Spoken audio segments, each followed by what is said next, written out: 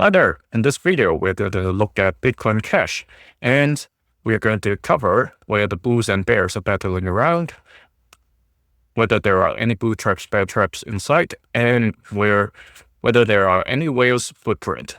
If you're new to these sessions, this is education content only, no financial advice. So let's start with the daily chart of Bitcoin Cash. We'll come back to this bigger picture later. Here, we are seeing Bitcoin Cash continuing with the downtrend that we have been tracking. So we talked about this, saying initially it seems like Bitcoin Cash is doing a sideways movement between the key level of 427 and the yellow key level of 482. Remember, in the very beginning, we talked about where the bulls and bears are battling, right? So that's the sideways view. But then I also mentioned that by looking at the lower highs, one after the other, and also lower lows, okay? There are 7 points in total already. And just these 2 days, it is creating the 8th reference point for us. So technically speaking, it is still going through this downtrend, but haven't, other than mid-April, haven't escaped the sideways boundaries.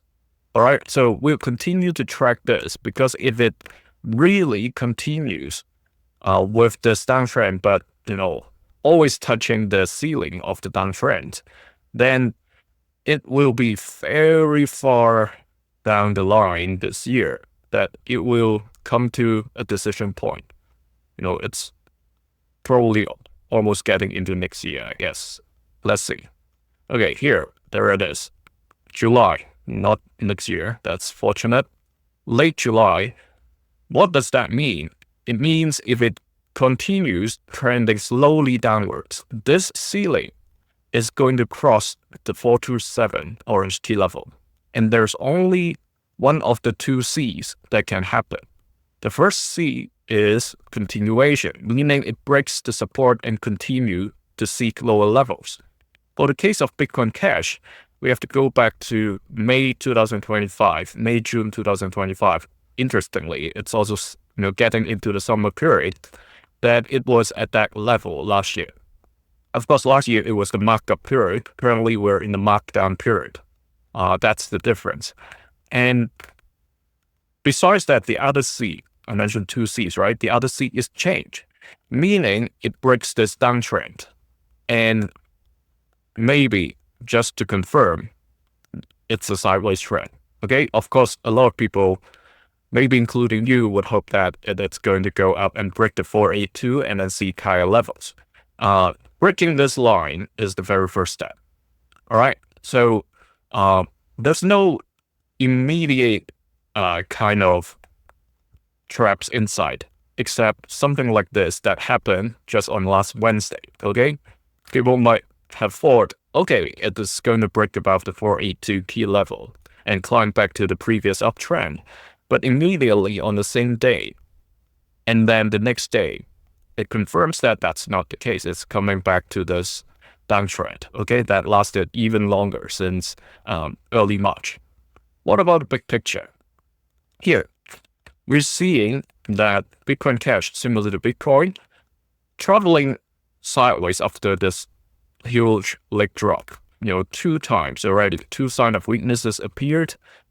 If you're new to Wyckoff method, these blue tags are the distribution cycle stages, and the orange tags are the accumulation cycle stages. Don't worry about them. I'll explain over every session so you can pick up slowly. Don't overwhelm yourself with all those tags.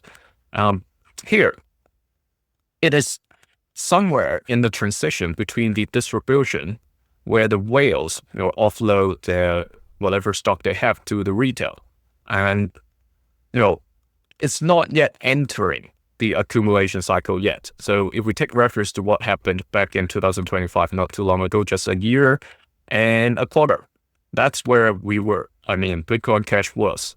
Okay, same level between the orange key level and the yellow key level.